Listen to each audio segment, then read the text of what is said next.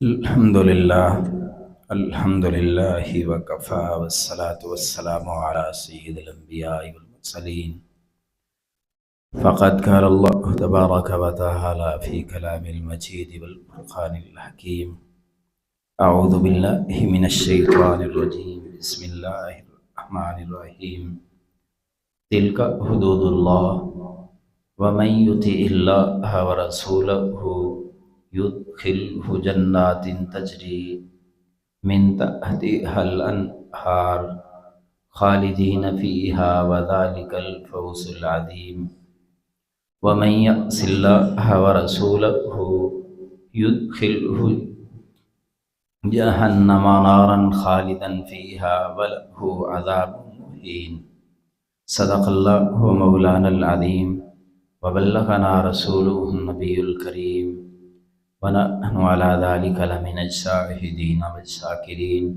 والحمد لله رب العالمين إن الله وملائكته يصلون على النبي يا أيها الذين آمنوا صلوا عليه وسلموا تسليما اللهم صل على محمد وعلى آل محمد كما صليت على إبراهيم وعلى آل إبراهيم إنك حميد مجيد اللهم بارك على محمد وعلى آل محمد كما باركت على إبراهيم وعلى آل إبراهيم إنك حميد مجيد۔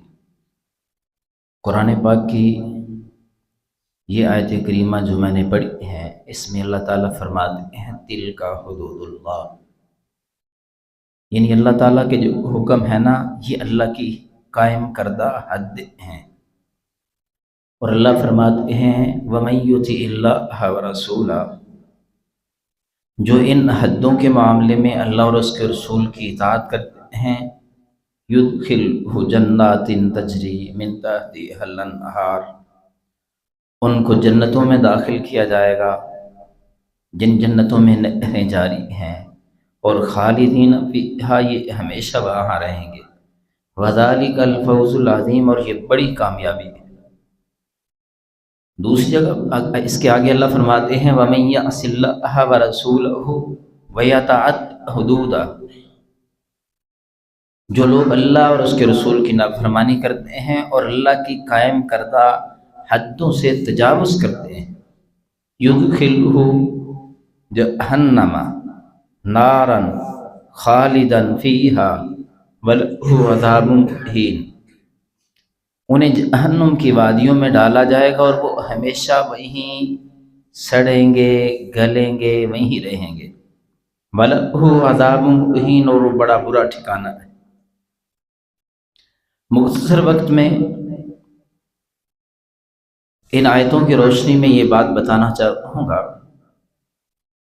کہ اللہ تعالیٰ کی جہاں جہاں پر بھی جو حدیں قائم ہیں نا، ان میں ایک بات یہ ہے کہ اللہ فرماتے ہیں وَآتِ ذَا الْقُرْبَى حَقَّهُ، کہ جو جن کا حق ہے وہ انہیں دے دو۔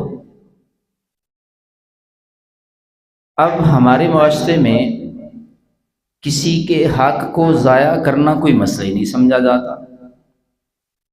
بھائی اپنے بہن کا حصہ نہیں دیتا وراثت کا، اور وہ سمجھتا ہے کوئی بات ہی نہیں ہے۔ دوسروں کے حق پر قبضہ کر لینا، غصب کر دینا کوئی بڑی بات ہی نہیں سمجھی جاتی۔ جبکہ حضرت عائشہ رضی اللہ تعالیٰ عنہا سے روایت ہے کہ حضور علیہ السلام نے فرمایا کہ جس بندے نے دنیا میں کسی کی زمین کی ایک بالش جگہ پر قبضہ کر لیا، قیامت کے دن 7 زمینوں کا طوق، اس کا وزن اس کے گلے میں ڈالا جائے گا اور اس کا ٹھکانہ جہنم ہوگا۔ ہمارے ہاں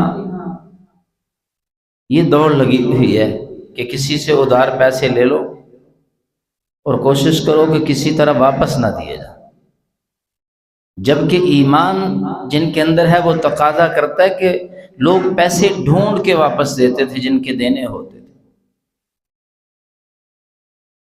کسی سے فراڈ لگانے کی لوگ کوششیں لگے ہوتے ہیں کرنے کے لیے، کہ کسی بھی طریقے سے پتہ چلتا جی فلاں بندے نے کمیٹیاں ڈالی تھیں اور وہ جناب فلاں مذہبی جماعت سے بھی تعلق تھا اس کا، اور لوگوں سے کمیٹیاں اکٹھی کی اور غائب ہو گیا۔ عجیب بات ہے۔ ابھی یہ چند دن پہلے لاہور میں ایک تبلیغی جماعت کا صوفی سا بندہ ہے، تو کئی ارب روپیہ لے کے بھاگ گیا ہے۔ لوگ بیچاروں نے، کوئی کہتا ہے یہ تہجد پڑھتا تھا، نماز پڑھتا تھا، شب جمعہ پہ لے کے جاتا تھا۔ یار عجیب بات ہے، کسی کے حق کو کھانے کو کوئی مسئلہ ہی نہیں سمجھا جاتا۔ یہاں گجرانوالہ میں ہمیں کسی نے بتایا جی یہ جو میٹل کا کام کرتے ہیں نا کاروبار، فلاں بندہ ہے وہ گجرانوالہ سے اتنے ارب روپیہ لے کے دبئی بھاگ گیا۔ کوئی کہتا جی فلاں کاروبار سے لوگ اتنے پیسے لے کے فلاں جگہ پہ بھاگ گئے۔ پتہ کیوں ہے؟ ان لوگوں کو معلوم نہیں کہ ہم کیا کر رہے ہیں۔ یہ ڈبل شاہ والی گیم تھی، کہاں گیا وہ؟ مر گیا، سڑ گیا، گل گیا۔ اس کے جمع کیے ہوئے پیسے، لوگوں کا جو اس نے خون نچوڑا تھا، پتہ نہیں کون کھا رہا ہے، لیکن وہ جہنم میں جل رہا ہے، اسے حساب دینا ہوگا۔ حضرت ابو ہریرہ رضی اللہ تعالیٰ عنہ سے روایت ہے کہ ایک آدمی نے دوسرے آدمی سے زمین خریدی، پیسے دے دیے، زمین خرید لی۔ اب زمین کے اندر فصل بونے کے لیے جب ہل چلایا تو اس زمین میں سے ایک برتن نکلا، کوئی مٹکا نکلا، اس میں سونا تھا۔ تو وہ سونا دیکھ کر خوش نہیں ہوا، جلدی جلدی نعرے نہیں لگائے یا گھر میں نہیں چلا گیا۔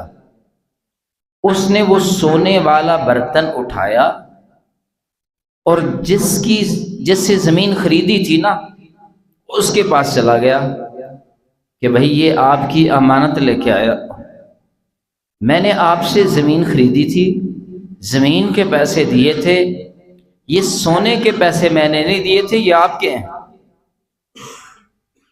وہ کہنے لگا یار بات یہ ہے، میں نے تجھے زمین بھی دے دی تھی، زمین میں جو کچھ تھا وہ بھی تجھے دے دیا تھا، یہ سونا میرا نہیں۔ سونا پیسے کسی کو بھی برے نہیں لگتے، اچھے لگتے ہیں سب کو، ان کو بھی وہ برا نہیں لگتا تھا۔ صرف مسئلہ یہ تھا کہ اندر ایمان تھا، مسئلہ یہ تھا کہ قیامت والے دن حساب دینا ہے، کہیں کسی دوسرے کا حق میرے پاس نہ رہ جائے۔ دونوں آپس میں کہہ رہے ہیں کہ یار میرا حق نہیں بنتا، وہ اس کو کہتا ہے کہ میرا حق نہیں بنتا، وہ اس کو کہتا ہے میرا حق نہیں بنتا۔ کہتے ہیں کسی جاننے والے سے مسئلہ پوچھ لیتے ہیں، کسی علم والے سے مسئلہ پوچھ لیتے ہیں کہ بھئی یہ حق کس کا بنتا ہے دونوں میں سے۔ یہ کسی علم والے کے پاس جا کے پوچھتے ہیں جناب میں نے زمین بیچی تھی، اس نے زمین خریدی تھی، اس زمین کے اندر سے یہ سونا نکل آیا ہے۔ بیچنے والا اس نے کہا پھڈا کیا تمہارا؟ مسئلہ پھڈا تو یہی ہوتا ہے نا، وہ کہتا ہے میرا ہے، وہ کہتا ہے میرا ہے، یہاں پہ یہ کہتا ہے تیرا ہے، وہ کہتا ہے نہیں تیرا ہے، دونوں کہتے ہیں میرا نہیں بنتا۔ جب اس علم والے نے یہ دیکھا کہ یہاں تو لڑائی بڑی الٹ ہے، یہ تو ایمان والے ہیں دونوں، یہ تو تقوی والے ہیں، ان کے دلوں میں تو خوف خدا ہے، کہا جھگڑا کس بات کا؟ انہوں نے کہا جھگڑا یہی کہ اس پہ حق میں کہتا ہوں میرا نہیں بنتا، میں نے تو زمین کے پیسے دیے تھے، اس کے نہیں دیے۔ وہ کہتا ہے میں نے تو زمین کے پیسے لے لیے، اس میں جو کچھ تھا وہ اس کا ہے۔ اب آپ بتائیں کہ یہ کس کا حق ہے؟ اس نے، جو اللہ والے ہوتے ہیں، علم والے ہوتے ہیں، صاحب نظر ہوتے ہیں، وہ بعض اوقات پھر مسئلے کا جواب اپنے سٹائل میں دیتے ہیں۔ وہ کہنے لگے اچھا یہ بتاؤ تم دونوں کی اولاد ہے؟ کہا ہے، جوان ہے۔ ایک کہنے لگا جی میرا بیٹا جوان ہے، دوسرا کہتا ہے جی میری بیٹی جوان ہے۔ وہ کہتا ہے میں آپ کو ایک بات بتاتا ہوں، مشورہ دیتا ہوں، یہ میرے مشورے پہ عمل کر لو۔ تم دونوں آپس میں نہ اپنے بیٹے اور بیٹی، ایک کی بیٹی ہے ایک کا بیٹا، دونوں آپس میں رشتہ کر لو۔ کیوں کروایا بھلا؟ کہ جو دونوں آدمی اتنے نیک ہیں، اتنے اچھے ہیں، ان کی اولاد آپس میں ملے گی تو یقیناً ان کی نسل آگے سے پاکیزہ نسل ہوگی۔ دونوں کی شادی کرو اور اس پہ جو خرچہ آتا ہے اس پہ یہ پیسے لگا لو، اور اگر پھر بھی پیسے بچ گئے تو ان پیسوں کو پھر غریبوں پہ صدقہ کر دینا۔ تمہیں بہترین مشورہ یہ دے رہا ہوں۔ خیر، مسئلہ یہ ہے کہ لوگ دوسروں کا حق کھانے سے ڈرتے تھے۔ عرب کے اندر ایک آدمی تھا، بڑا امیر تھا، بہت دولت تھی، اس کے بازو پر ایک درد نکلا، وہ دوائیاں کھاتا ہے، علاج کرواتا ہے، اسے آرام نہیں آتا، بیماری کی سمجھ نہیں لگتی، بیماری بھی کوئی نہیں، اپنی بیماری کے علاج کے لیے، تکلیف کے لیے وہ کبھی کہیں ٹکرے مارتا پھرتا ہے۔ کسی نے بتایا کہ فلاں اللہ والا ہے، وہ اللہ کا نام لے کے پھونک مارتا ہے، دم کرتا ہے تو اللہ تعالیٰ شفا دے دیتے ہیں۔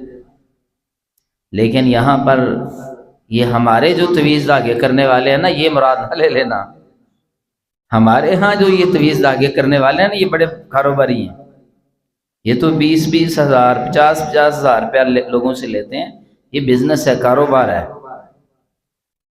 اللہ والے قرآن پاک کی کوئی آیت پڑھتے تھے، اللہ سے دعا کرتے تھے، اس میں کوئی حرج نہیں ہے، کوئی بھی کر سکتا ہے۔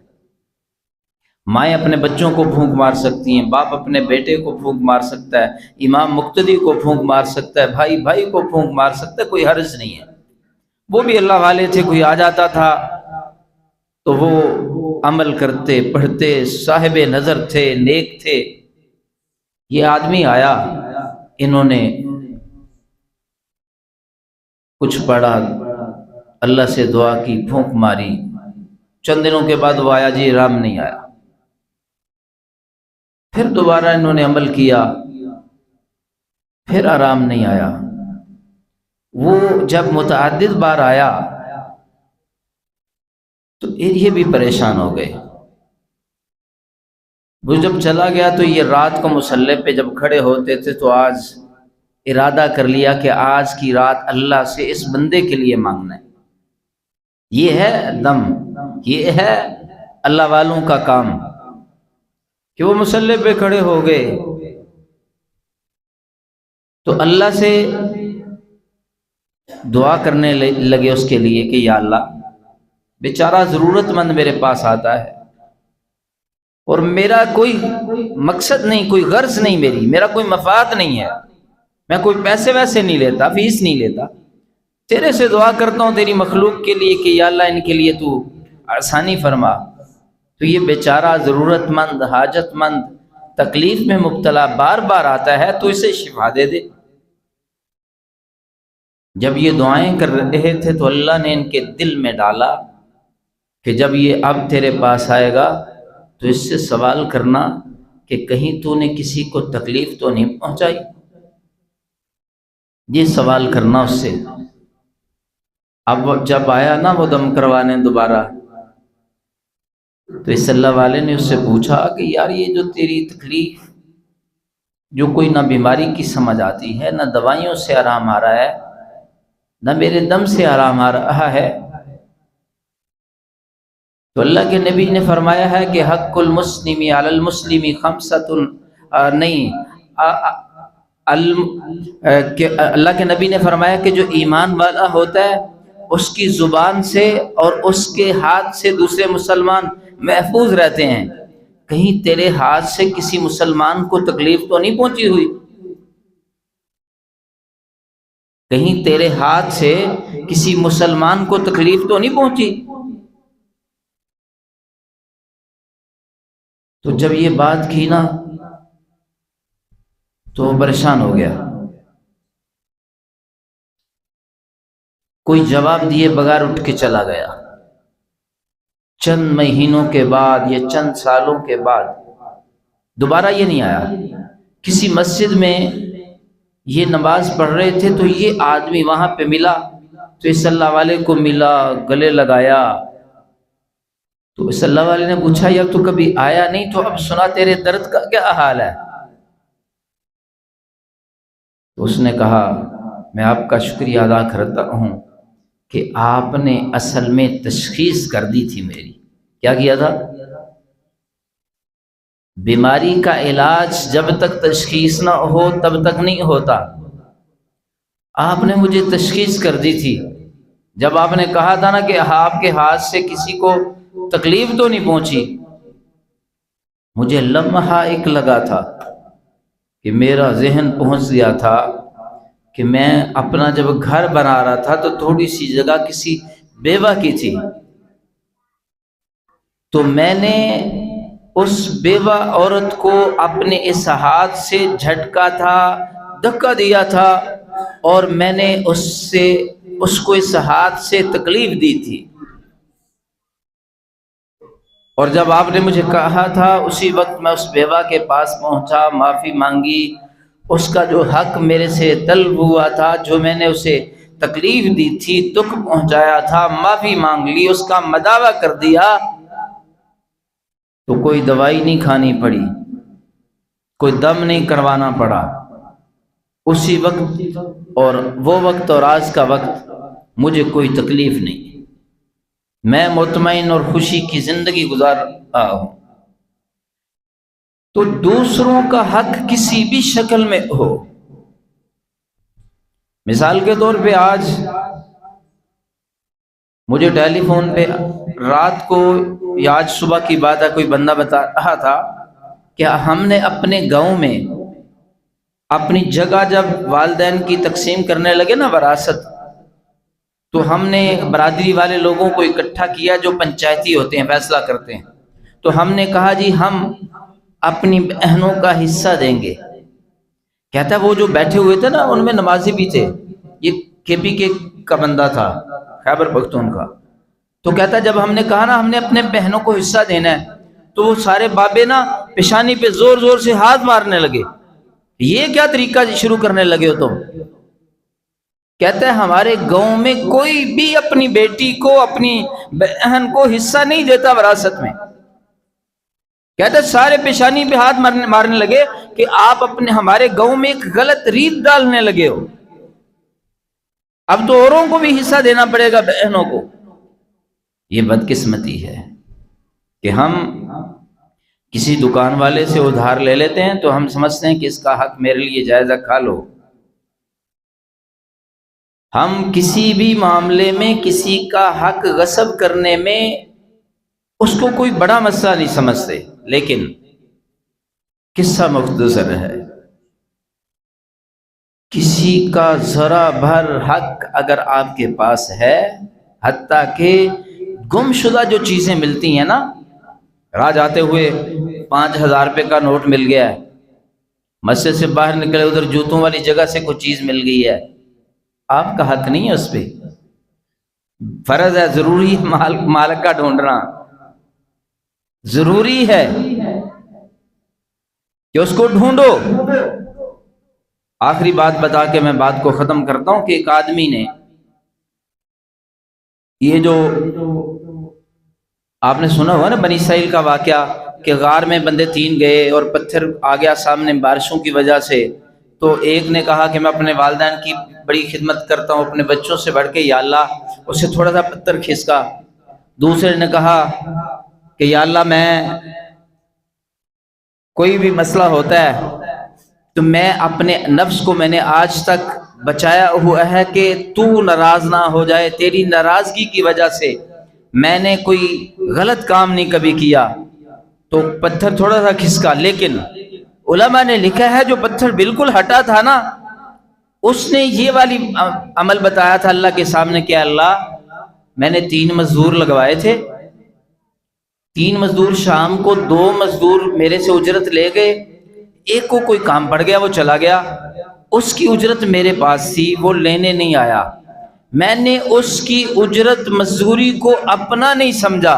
نقطہ سمجھیے، اس کی مزدوری 1 دن کی تھی، 5 دن کی تھی، 1 ماہ کی تھی، اس کی مزدوری کو میں نے اپنا نہیں سمجھا، انتظار کیا، وہ لینے نہیں آیا تو میں نے اس کی مزدوری کو، ان پیسوں کو اپنے کاروبار میں لگا دیا۔ میں نے جو بکریوں کا کام کرتا تھا، جانوروں کا کام کرتا تھا، اس کے پیسوں سے جانور لے لیے اور یہ ارادہ رکھا کہ یہ میرے نہیں، یہ اس کے ہیں۔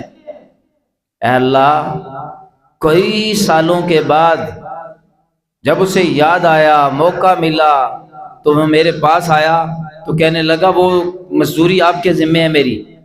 تو میں نے کہا بالکل ہے، تو پھر دے دو۔ تو میں نے کہا یہ اتنے سارے جانور، یہ سارے تیرے ہیں۔ کہنے لگا بابا مذاق تے نہ کرو، مزدوری ٹھیک ہے میں لیٹ آیا وہاں، تو جو میری مزدوری وہ دے دو۔ آپ نے مذاق شروع کر دیا ہے۔ میں باقی پہچانا ہے کہ نہیں پہچانا؟ اس نے کہا پہچانا بھی ہے اور مذاق بھی نہیں کر رہا۔ یہ سارے جانور جو اب بے شمار بے بہا قیمتی ہیں، یہ تیرے ہیں، اس لیے کہ ان پیسوں کو میں نے تیرا کر کے اپنے تجارت کے کام میں، اس کاروبار میں لگایا تھا۔ اللہ نے یہ برکت دی ہے، یہ تیری قسمت ہے، جاؤ لے جاؤ۔ اے اللہ، تجھے پتا ہے کہ یہ عمل میں نے تیری رضا کے لیے کیا تھا اور ڈرتا تھا کہ کہیں میں کسی کا حق اور حق کا ایک ذرہ کھا نہ لوں۔ تو اللہ کو یہ عمل اتنا پسند تھا کہ جب یہ والا عمل اللہ کو یاد دلایا تو اس غار کے منہ سے سارا پتھر سرک گیا اور یہ غار سے باہر آ گئے۔ تو کسی بھی طرح کسی کا حق اگر دنیا میں ہم کھا لیں گے، کوئی موذی مرض لگ جائے گی، کوئی پریشانی آ جائے گی، کوئی وبال آ جائے گا، کوئی آفت آن پڑے گی، دنیا میں بھی اور قیامت کے دن بھی بچت نہیں ہوگی۔ قیامت کے دن بھی دوسروں کا، جس بندے نے انسانوں کا، ہمارا مذہب تو جانوروں کا حق کھانے غصب کرنے کی بھی اجازت نہیں دیتا۔ بھیڑ، بکریاں، جانور جو تم نے رکھے ہیں، ان کا حق بھی تم ضائع نہیں کر سکتے ہو۔ اللہ تعالیٰ مجھے اور آپ کو عمل کی توفیق عطا فرمائے۔ وآخر دعوانا الحمدللہ رب العالمین۔